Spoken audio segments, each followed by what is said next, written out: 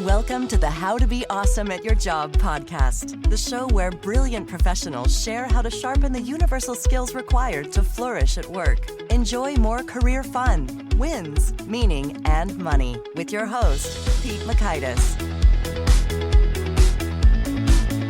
Hello, and thanks for joining us here for episode 564 with Marco Greenberg. Marco is sharing how some of the most successful people, what's motivating them, what's driving them, and how you can tap into some of that primal motivational force. If your motivation's been dragging a bit lately, I think Marco's got some good answers for you. So you'll learn 1, why the world's most successful people are primitive. 2, how to tap into your primal drive using the roaming framework. And 3, how to weaponize your insecurities. So if you want to check out the show notes or the transcript or the links to items we've referenced, you can expand your episode notes or description, or visit awesomeatyourjob.com/ep564 to get those goodies that way. Now, here's Marco's story. Marco Greenberg has spearheaded marketing communications and public affairs campaigns for an array of Fortune 500 corporations, healthcare organizations, and notable venture and angel-backed startups, and has served as a senior advisor to foreign governments, democratic movements, and NGOs. Previously a managing director at global PR giant Burson-Marsteller,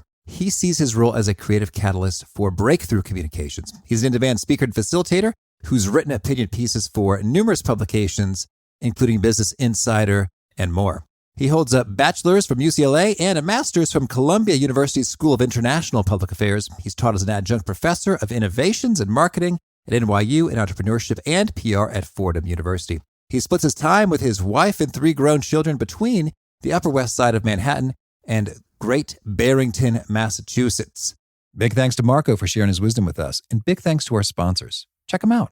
And big thanks to our sponsor, Acorns. Acorns makes it easy to start automatically saving and investing for your future. You don't need a lot of money or expertise to invest with Acorns. In fact, you can get started with just your spare change. Acorns recommends an expert-built portfolio that fits you and your money goals, then automatically invests your money for you. NerdWallet.com, whom I love on these sorts of matters, gives Acorns a whopping 4.7 stars and says, quote, "If you want to make the most of your spare change, there's no better place to do that than Acorns. Head to acorns.com/awesome or download the Acorns app to start saving and investing for your future today." And we got a legal disclaimer here. It may not be representative of all clients. Tier 1 compensation provided. Compensation provides an incentive to positively promote Acorns. View important disclosures at acorns.com/awesome. Investing involves risk, including the loss of principal. Please consider your objectives, risk tolerance, and Acorns' fees before investing. Acorns Advisors LLC, Acorns, is an SEC-registered investment advisor. Brokerage services are provided to clients of Acorns by Acorns Securities LLC, member FINRA/SIPC. For more information, visit acorns.com.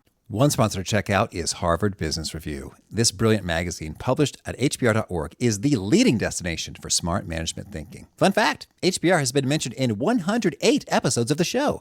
That's because HBR has great stuff that comes up often. They've got explainer videos, podcasts, real-world case studies, and much more.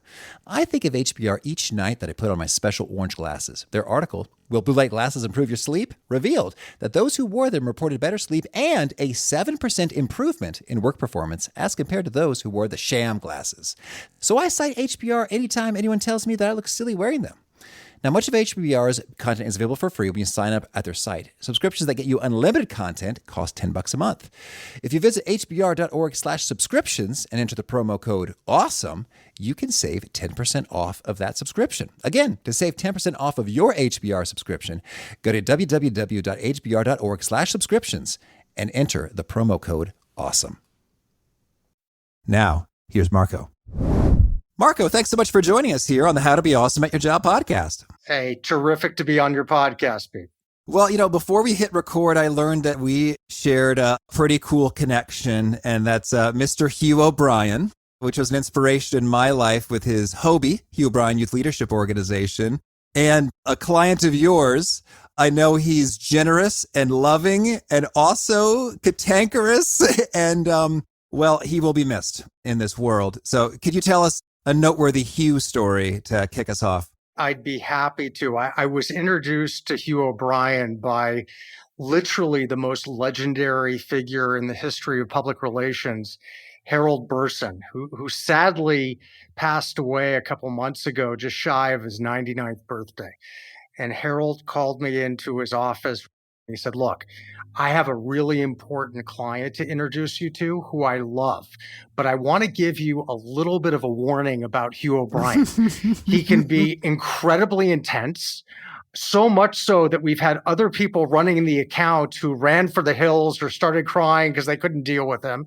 He is absolutely messianic about what he wants to accomplish. He will act as if you have no other clients, but he's someone that makes a difference. He's someone that makes an impact. I think it'll be great to run the account. And sure enough, I was the young 20-something account executive on the Hugh O'Brien Foundation account, running the gala, the awards, etc. And I learned a tremendous amount from him. And the fact of the matter is, and I hadn't thought of this, Pete, until you made the connection between Hugh O'Brien and my own career. But in my lexicon, Hugh is a classic primitive, meaning he marches to his own drum. He's an iconoclast. He was non-conventional. He threw out the civilized rule book. And for some people, that didn't jive well with their attitude of what you're supposed to do in the workplace. But for other people, it was actually key to his success. It was key to his ability to move the ball forward like nobody else. Okay, well, that is good. And boy, you got all these Hugh memories coming back. I've learned a ton from him. And I remember he once shared with us that, so he was an actor. For those who don't know, Hugh O'Brien, he played Wyatt Earp back in the day on the TV series, was his big role. And he started this great organization that kind of got me started in this leadership development world. But I remember he said that Gregory Peck left him a voicemail, another famous actor from back in the day who my mom loves, and he didn't get around to returning the call before Gregory passed away. And I've thought about that many, many times in terms of like, don't be too busy to reach out to your people. And it's a good reminder. The human touch doesn't go out of style. And I think in this world of AI and big data and globalization and outsourcing and all the trends that we see, I would argue that that human factor is more important than anything. Yeah, I hear you. And I'm with you. So let's dig into the topic du jour there. We had a little a little Hugh time.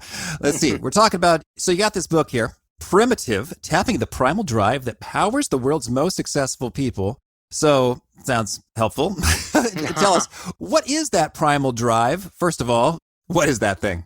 Well, there are a lot of people today that are described as disruptors, mavericks, rebels, non-traditional hires.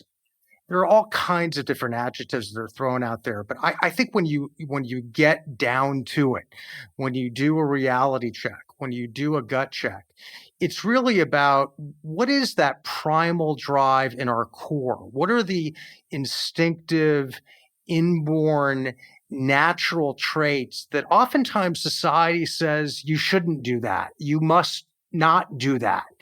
But if we honor what's primal, and obviously what's primal can often be childlike, right? And that can be a loaded attribute. But I've found in the people that I've worked with who have risen to the top, whether they are the CEOs of Fortune 500 companies, whether they are the founders of tech unicorns, whether they are the executive directors of NGOs, whether they are actually secretaries of state. And I'd be happy to share a few stories of anecdotes that I had with two secretaries of state that were very instructive for me in my career. I think a lot of the time you find that they are honoring their primal instincts, that which comes naturally, that which is organic, rather than trying to bury it like most people are taught to do. Most people think, well, that's not appropriate. I've got to cross my T's and dot my I's.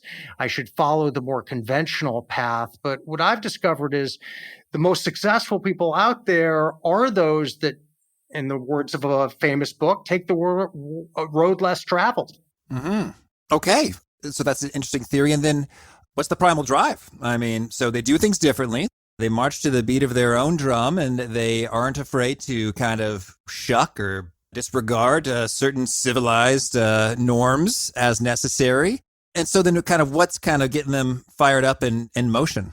there are a lot of dynamics going on with these primitive characters. Let's take an uber primitive in my book, someone like Elon Musk. And when you look at Elon Musk, he's not someone that plays by the conventional rules, right? And originally, my book was supposed to be on marketing and how do you get it out there? And thankfully, I have a more primitive agent, and I'll explain why, meaning a literary agent, who said, marketing books are a dime a dozen. Why do you want to do that? Why don't you do something more unique? And he asked me, what separates the most successful people that you worked with and currently work with and in the past worked with and want to work with? And the first answer that I had is, they're friggin' nuts. Mm-hmm. They're crazy.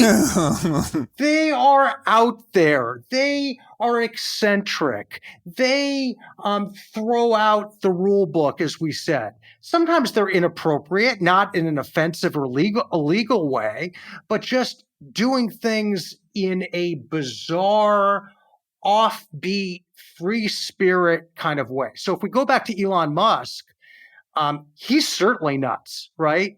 Mm-hmm. And when I say nuts, I mean crazy in a good way, in a positive way. And that same nut spirit allowed him to launch PayPal, allowed him to get into the space business when people said, you have no business doing that. What do you know?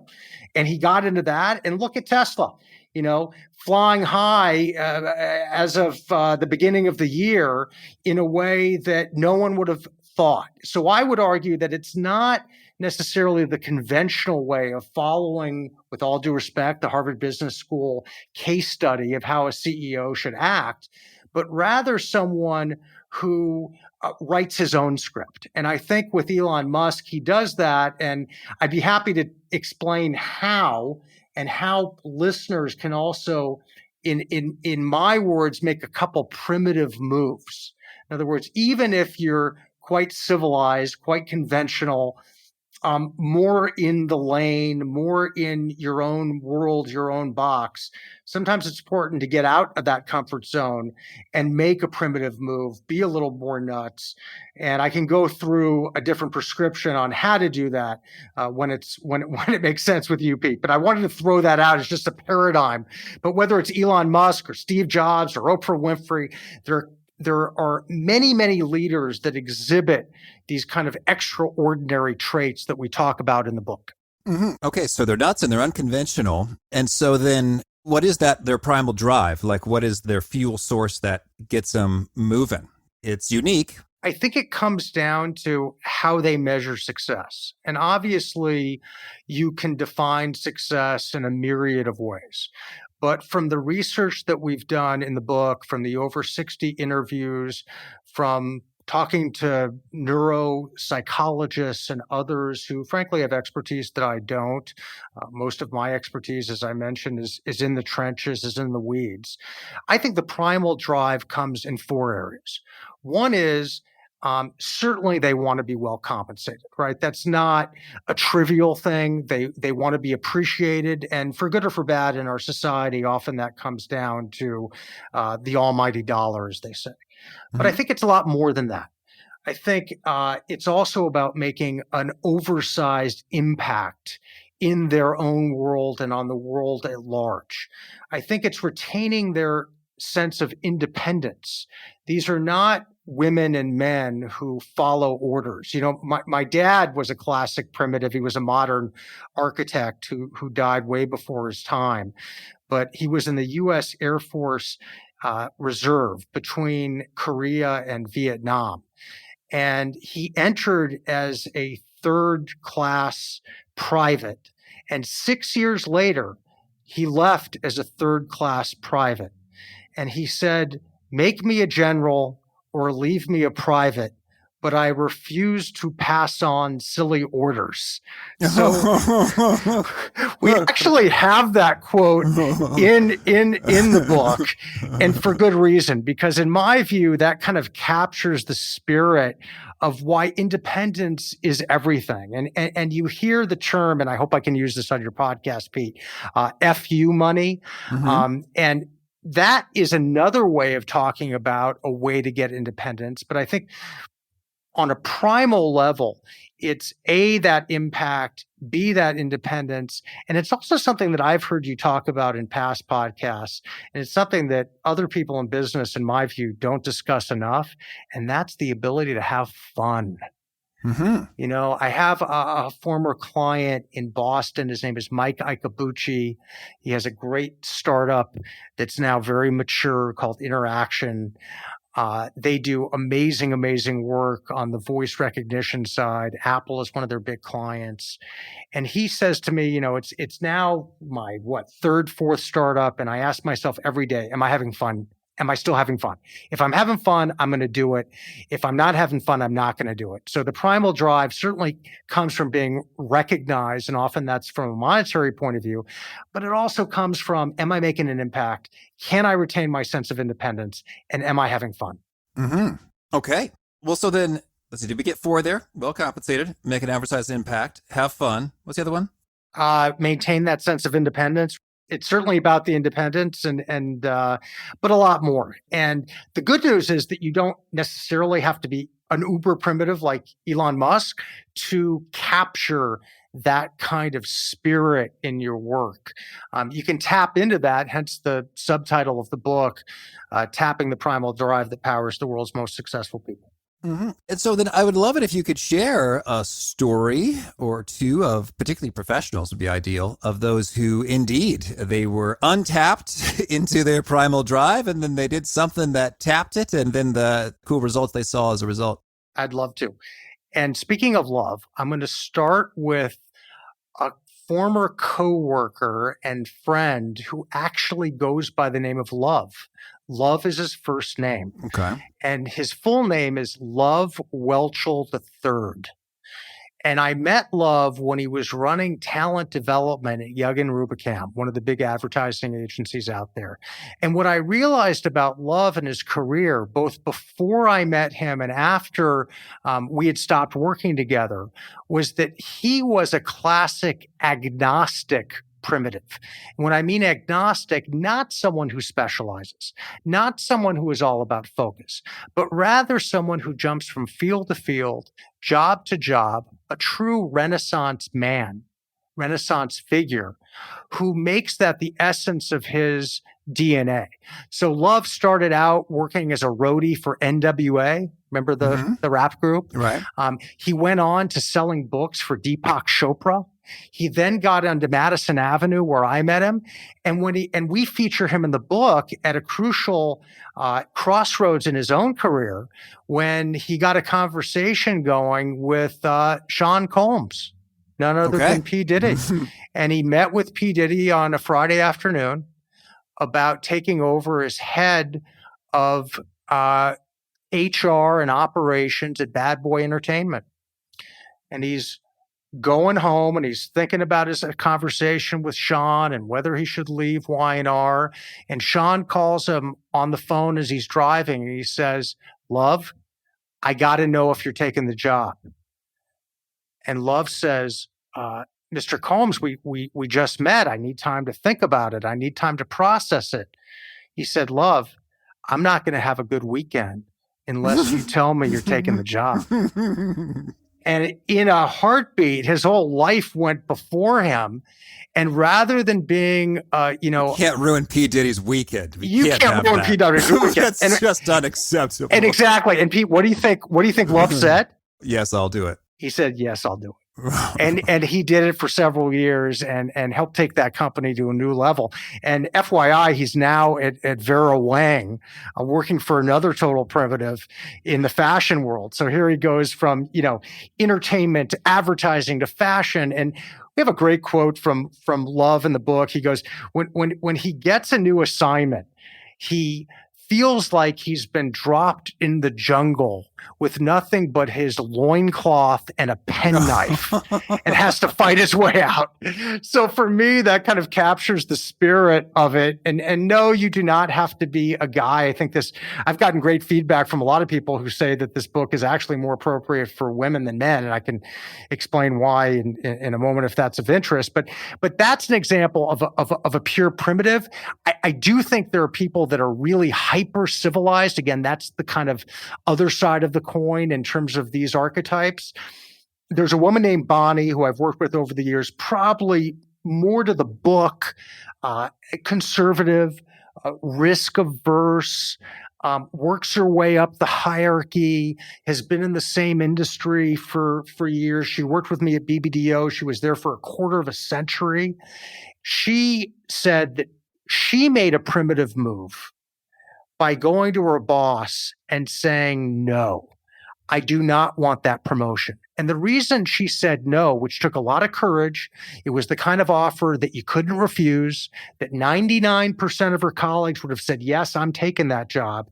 And unlike Love, she said, no, I'm not taking the job.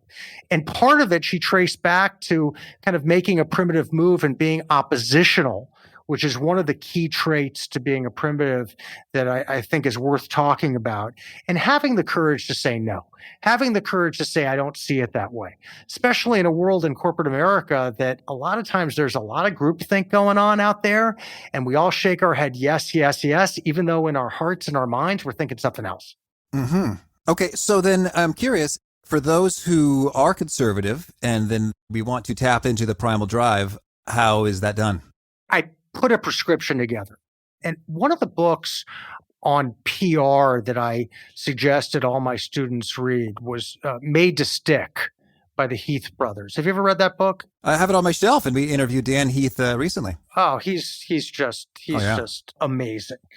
And, for me, that teaches us the value of the unexpected, but it also teaches us the importance of picking the right acronym, something that sticks, no pun intended, that's memorable.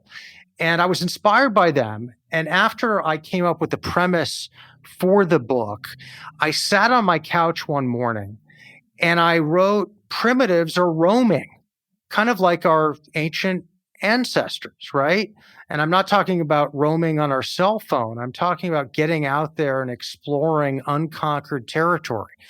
And I started with that theme, and then I worked backwards and said, what does roaming stand for? And how can it help people out there that feel stuck in their career, that feel burnt out, that feel underappreciated? And you know how many people that describes, right? We're talking in the millions. So for me, and I'll go through it very quickly, and then I'd be happy to dissect it. For me, people who are roaming are relentless, that's the R. And it doesn't just mean working hard.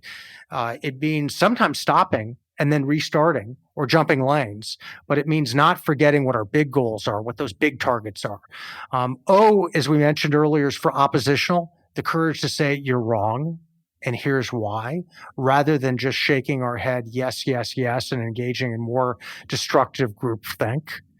The A is for agnostic, being able to roam from field to field rather than just being one occupation your whole life. A lot of people were typewriter repairmen in the day. That job has gone by the wayside along with a lot of other occupations. M is one of my favorites, Pete, and M stands for messianic. Not necessarily being religious, but it does come from the word Messiah. And it's seeing that you have a divine calling, that it's more than a job. It's even more than a career. And I love to tell you about some people that represent that messianic fervor. I think Elon Musk certainly is one, but there are tons of others that do. I is a bit of a counterintuitive one. It's insecure.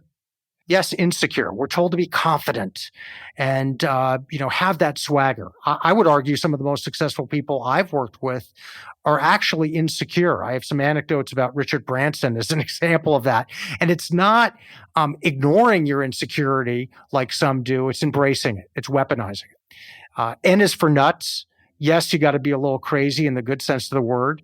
And G is gallant, being noble. Not just thinking of yourself, but looking out for the other. So together it spells roaming. And I think you can give a prescription for people who want to tap into this primitive drive, but understandably don't want to get fired, don't want to be so out there that they're an outcast. They want to be team players, but at the same time, they want to maintain their independence and be that contrarian out there that actually can take an organization to new heights. Well, so yeah, I'd love to hear, I guess each of these, ROAMING, has some things you can do to tap into it. So why don't we start with Insecure and Richard Branson while we're there? And then maybe you can share any of the other kind of most accessible and powerful means to, tap into that power. Right. So how do we weaponize insecurity in a helpful way? Right. Well, it makes me think of my own career. And I was working for BBDO, the big advertising giant, in their Israeli office. And I met with a wonderful guy who was the former chief rabbi of Ireland. And he was in Israel at the time, Rabbi Rosen. And he looked at me and he said, Marco, just because we're paranoid doesn't mean they're not trying to kill us.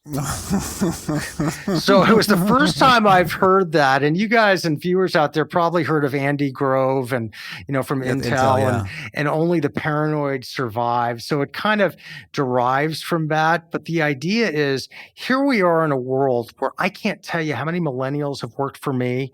And what's one of their favorite expressions? It's all good. And sometimes it's not all good. Sometimes it's really messed up.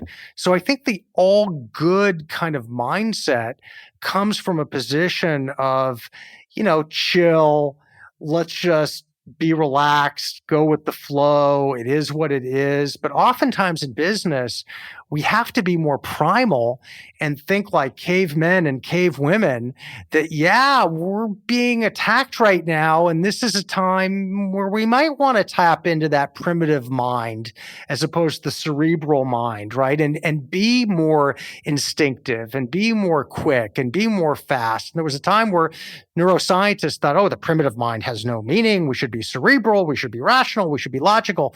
But recently, including MIT scientists, discovered that actually there's a lot to do with the primitive brain. So on that insecure front, I think it relates very directly to that. Back to Richard Branson, weaponizing your own insecurity. There is a wonderful podcast on Freakonomics where Stephen Drubner interviews Richard Branson.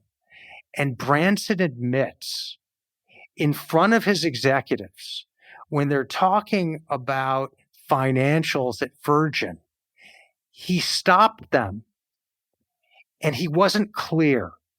And his top lieutenants didn't want to embarrass him, but they realized that here a billionaire, Sir Richard Branson, a legend, didn't know the difference between net and gross. And he admitted it. And he admitted that he had learning disabilities as a kid and was never very good at math. So they literally drew a figure of a net, like a fisherman. And they said, Richard, the fish that you keep, that's the net. The fish that go in the net and then jump back in the water, that's your gross. And he said, thank you, I got it. So in other words, here's a great executive who doesn't try to, put the wool over people's eyes and act, well, I got this, right? He says, no, I don't got this.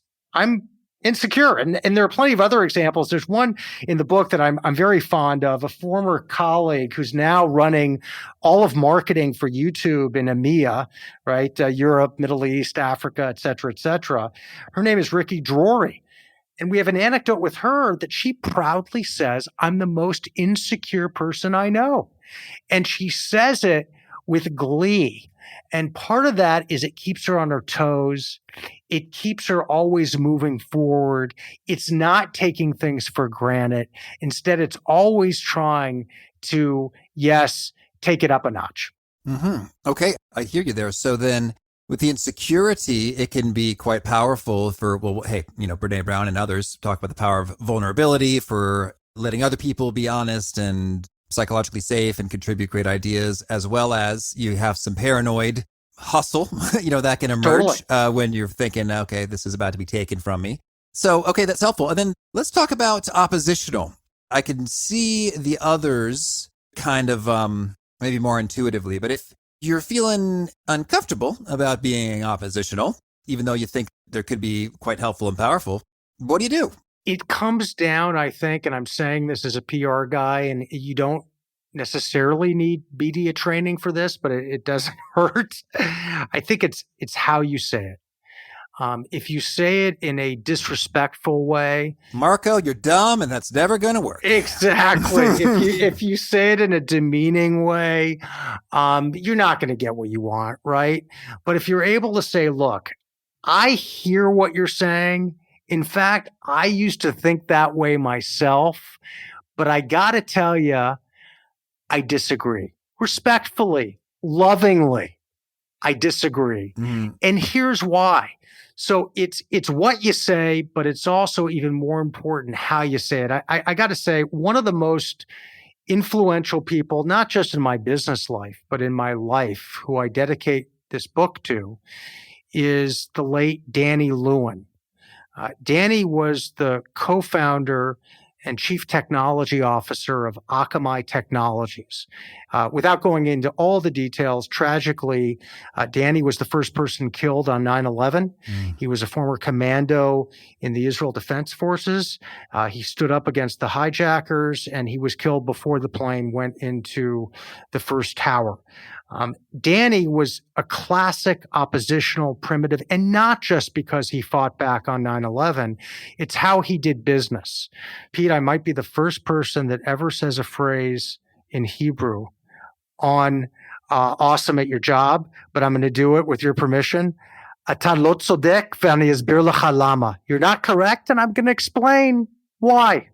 And that's what Danny did in a charming, loving way that people thought was irresistible. And guess what? It took him to new heights.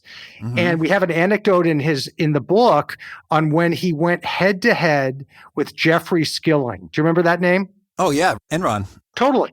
So Danny was brought down by Enron to meet in Houston with the Enron team. This was the time when Enron, these were the smartest guys in the room. They could do no wrong. No one had heard of Akamai Technologies. And Skilling had a certain idea for him getting involved in the content delivery business over the World Wide Web. And Danny said, Jeff, that's a horrible idea. And I'm going to explain to you why. Needless to say, the meeting didn't last long.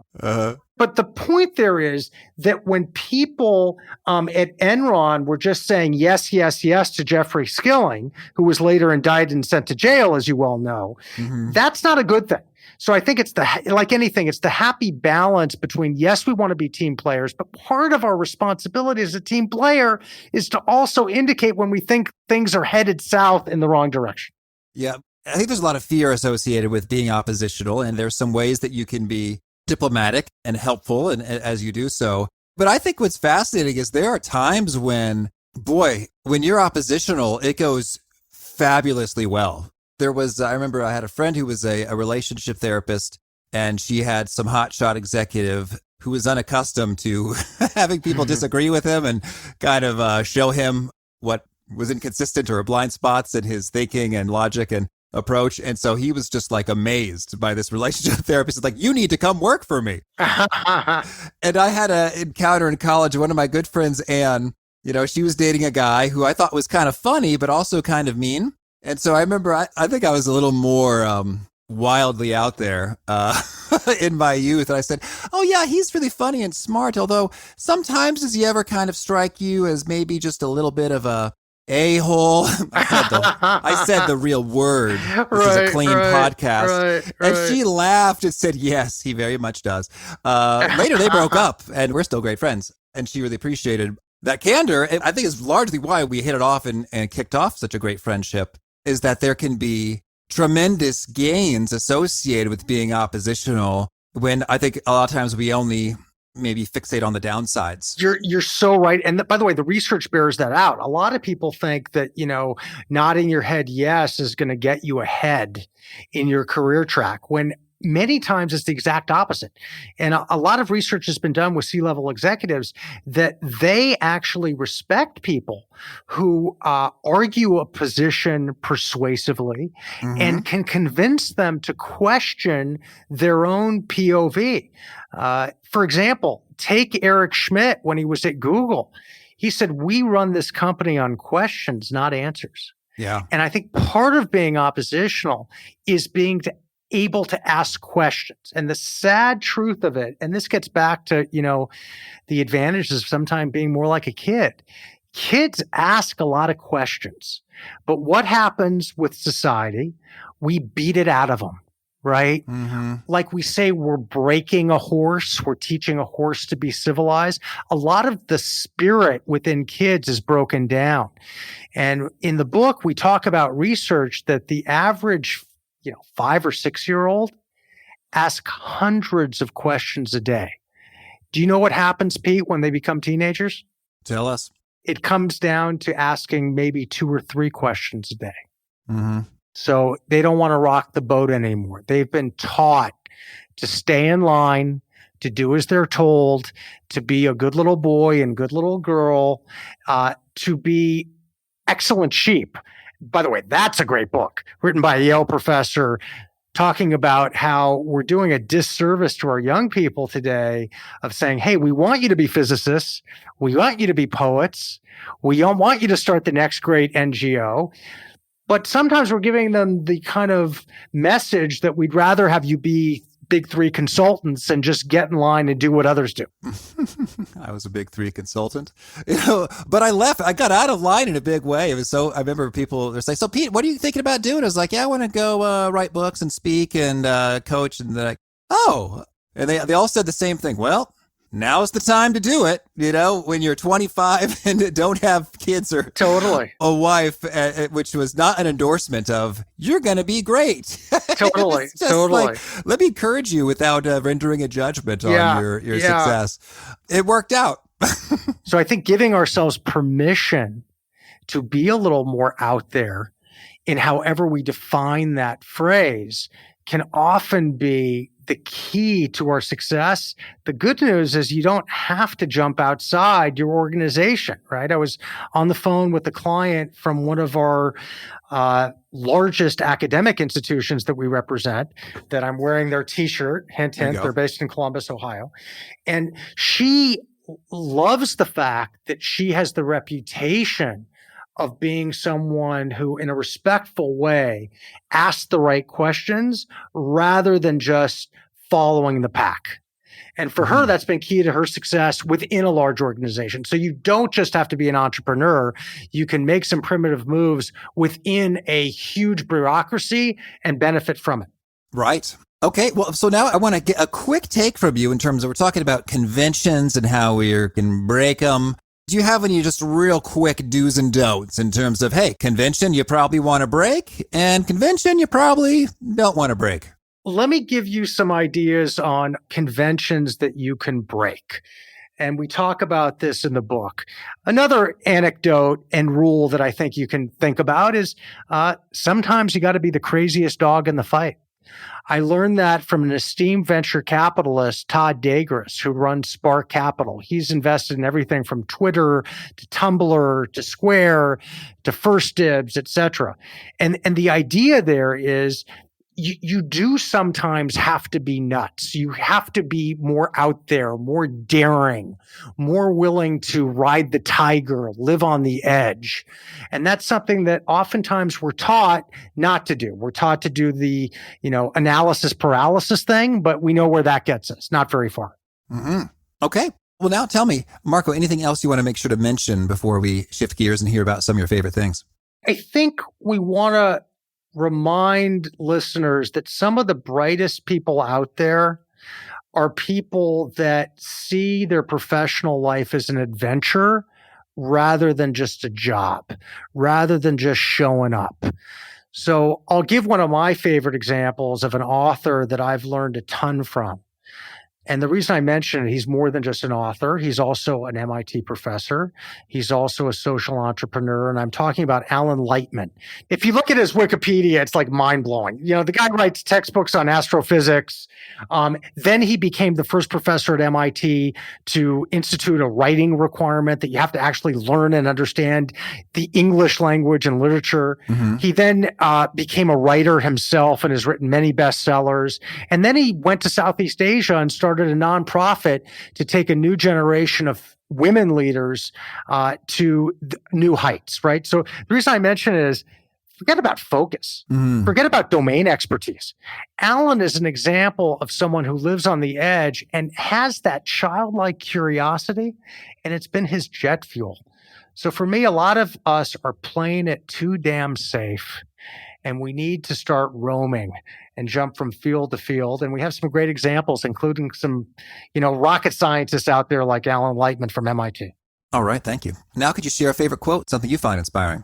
One of it comes from Troy Anderson, who wrote a book about the Chinese game Go. Did you ever play Go? Oh, yeah. With the little pebbles, right? Mm-hmm. So one of the things he says about the book, applying it to business, and he went to Stanford Business School, is, quote, don't get too attached to your first moves.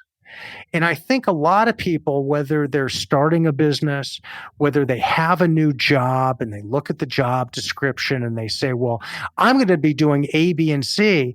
And then they might realize they have to shift gears very quickly and they're doing, W, Y, Z. So I think being nimble is something that a more primitive mind feels comfortable with, as opposed to someone who is more circumscribed, who is following the exact recipe according to the cookbook. The primitives improvise. They're more spontaneous. They throw a little bit of basil in, a little bit of pepper in, and out comes something great. Mm-hmm. Okay, thank you. And now could you share a favorite study or experiment or a bit of research?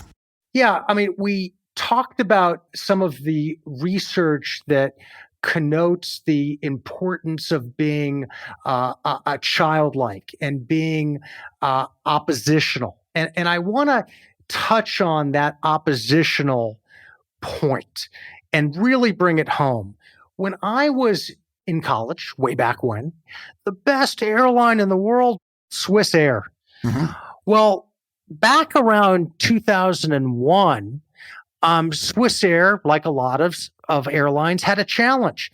They brought in consultants, no offense to your former colleagues at the Big mm-hmm. Three, and they said Swiss Air has got to do what we say, read the best practices. We did the benchmarking. You got to do this. And all the nice, very polite, diplomatic people in Geneva and Zurich said, yes, yes, yes, we got to do this. Well, what happened? They went out of business. Part of why they went out of business, the research said, is there was no one really presenting that alternative point of view. What's another way that we can do this? So there was groupthink, and that groupthink brought down one of the most successful airlines of all time. Mm-hmm. Okay. And how about a favorite book? It's about the 1940 Cincinnati Reds. It's written by Brian Mulligan, and it's about the various challenges that the team that had the first ever suicide of a player during a major league season and how people reacted to that suicide. And part of the reaction was these hardened players, many of which emerged from the Depression, many of which went on to fight World War II, after the suicide of one of their colleagues, a kid named Hirschberger from Southern California. What they learned is don't make fun of people. Don't boo people, because that has consequences, and bullying is not cool. And they learned that back from a 1940 episode. We see plenty of examples of that with cyberbullying. If I can just give a plug to one other book that made a big impact on me over the last year, it's called In Praise of Wasting Time. Mm-hmm. And guess who wrote it? Professor Alan Lightman of MIT. In Praise of Wasting Time came from an amazing TED Talk that Alan gave about 2 years ago. And here we are in an age where everyone is trying to maximize every minute, be billable. I'm sure a lot of your listeners can relate to that billability phrase. And what Alan says is, let's do the opposite. Let's just sometimes zone out. Have a great idea in the shower, right? Speaking of research, it shows why sometimes great ideas happen in the shower or on a long walk, or when we're not forcing ourselves to think of something and come up with a solution. We just let our mind wander. We let our mind roam, and great things happen. All right. Good deal. Thank you. And how about a favorite tool, something you use to be awesome at your job? Let me connect it to another favorite book. Okay. Deep Work by Cal Newport from Georgetown. Have you had him on? Soon. Being productive in a distracted age. And I quote him in the book, right? Everyone is, I like to say, not 911 mode, like the 911 operator. We're always reactive. We're always going on someone else's agenda rather than our own. How fast can we respond to that email? How fast can we spend to that text message? Am I looking at my Slack 24/7, et cetera, et cetera? Wrong, wrong, wrong. We need to instead give us time, as Alan Lightman says, to step back and actually think. So here's my tool. I start with the simplest app on my iPhone, which is the Memos app. And that's the first thing I do in the morning after meditating and a hot bath, because I wake up without a need for coffee. I just start with a blank slate and I create. It might be a memo to a client. It might be an idea for an opinion piece. It might be the chapter of a book. It might be an email that I want to write a colleague. But I think if you set the agenda at the start of the day, then that's your agenda as opposed to following other people's agenda. So be more of a goat that, climbs to the top of the mountain rather than a sheep following the flock. And part of that starts with you write what you want to start the day with rather than consuming what other people want to start the day with. Mm-hmm. Okay. Thank you. Now, could you share with us a key nugget, something that you share that you're known for that resonates with folks? Getting back to insecurity, I'm a shrink-going, Upper West Side, middle-aged Jewish guy. And I like to tell a lot of people who work for me, not just, only the paranoid survive, as Andy Grove said, but that a little bit of anxiety is underrated, right? I want people that show a little fear in their eye.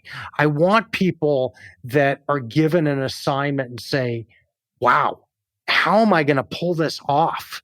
I want people who don't think they know it all, right? They don't think that just because they aced the SAT and went to an Ivy League school that they figured it all out. Quite the contrary. I want people who are hungry. And especially amongst the venture capitalists that I've worked with, a lot of them like Todd Dagres, they don't care what school you went to. He went to Trinity, which is a great school in Connecticut. But, he didn't go to Harvard. He didn't go to Yale. He didn't go to MIT. He wouldn't have gotten in a million years. He also has a chip on his shoulder, which is another thing that I talk about in the book. Yes, have a chip on your shoulder. We're told that that's a bad thing. I think that's a good thing. So whether it's having a chip on your shoulder, whether it's realizing that anxiety is underrated, I think it's time that we, interject into the business nomenclature some stuff that's often counterintuitive, but can help people leapfrog in their career rather than stand in line and wait for someone to tap them on the shoulder and promote them, or tap them on the shoulder and tell them they got to move on. Mm-hmm. Okay. And if folks want to learn more or get in touch, where would you point them? It's easy to remember, primitivebook.com. You'll find information on the book. You'll find some information on me. I'm also really active on LinkedIn. Mm-hmm. And do you have a final challenge or call to action for folks seeking to be awesome at their jobs? One of my favorite psychologists is a guy named Albert Ellis, who really started the behavioral school of psychology. So one of his great books is How to Stop Making Yourself Miserable About Anything. Yes, anything. And I want to share his wisdom, which is, what I said at the beginning of our show, you got to stop shooting on yourself. Mm-hmm. Stop shooting on yourself. A lot of people put themselves in the corner and said, well, I should go to business school, or I should be more left brain and quantitative, or I should do what my parents have been telling me to do and take the MCAT. F all of that. And you listen to what that little boy and little girl in you always wanted to do. And for me, I always wanted to write and I always wanted to speak. And I wasn't courageous enough like you to do it in my mid-20s. I'm not leaving my day job anytime soon, but I'm finally doing it at 55. So it shows that it's never too late. And you can honor that inner spirit, that primitive spirit that can often tell you a lot more than your more cerebral mind. All right. Marco, thanks so much for spending this time. I wish you lots of luck in all of your primitive adventures. Really appreciate the opportunity, Pete, and continue the great work that you're doing at Awesome at Your Job. And I will continue to be a loyal listener. I really appreciated Marco's take that the most successful people are kind of nuts. And it really follows in terms of it. If you're doing sort of everything the same as everyone else, you'd probably expect results to be in the same ballpark as everyone else. But when you do things that depart from the norm, you'll get results that depart from the norm. Maybe those results are desirable, maybe they're undesirable. But in terms of true greatness, that's kind of what it takes. So I find that encouraging. Whenever maybe you feel a little weird or out there or off base, just know you're in great company, as Marco shared, and hopefully you can find a little bit more courage and stick-to-itiveness to pursue things well that way, knowing that it is a proven way to make great things happen as opposed to sort of average, normal, mediocre things happen. Again, the show notes, the transcript, the links to items we referenced are at awesomeatyourjob.com/ep564. If you haven't already, I hope you'll push subscribe to catch our next guest. We got Jonah Sachs, and he is talking about unsafe thinking, how you can break free from patterns of thought to get to new, cool, creative places. Hope to catch you there. And peace. Thanks for listening. To get the most out of the show, we recommend 2 key things. First, check out the extra resources at awesomeatyourjob.com. You can find this episode's transcript and links, as well as the perfect episode for your situation. You can search the full text transcripts of hundreds of episodes or explore episodes tagged by topic and competency covered. Second, subscribe to the podcast and get future episodes automatically. You can subscribe by telling Siri and several other smartphones and speakers, subscribe to the How to Be Awesome at Your Job podcast, or by tapping subscribe in your podcast player of choice. If you'd like some extra help figuring out podcasts and how subscriptions work, visit awesomeatyourjob.com/subscribe for guidance. Hope to catch you on the next episode of How to Be Awesome at Your Job.